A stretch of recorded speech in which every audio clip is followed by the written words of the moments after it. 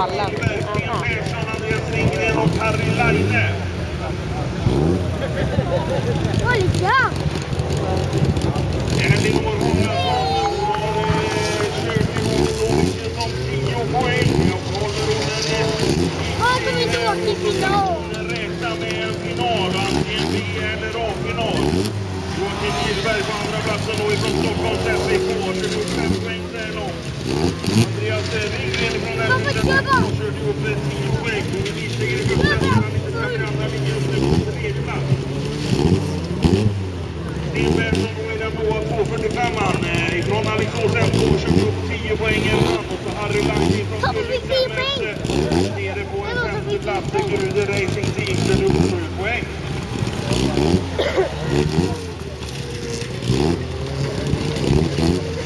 Ut på sista varvet då, Elinor Haraldsson. Hon hade det bästa spåret i startsmällen. Han hade blivit från det till Joakim Gillberg också.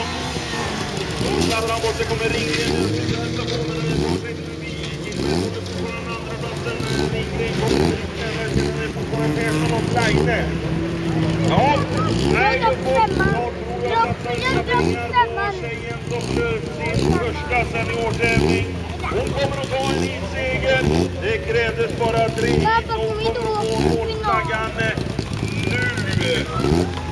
Ja, ge henne en stor applåd. Det tycker jag är riktigt häftigt gjort av Elinor Haraldsson. På andra platsen till slut så kommer det väl bli Andreas Ringgren som har tagit sig förbi Joakim Gillberg. Skynda nu, nej! Gillberg på tredje platsen, Sten Persson på en fjärde plats. Och så har vi Harry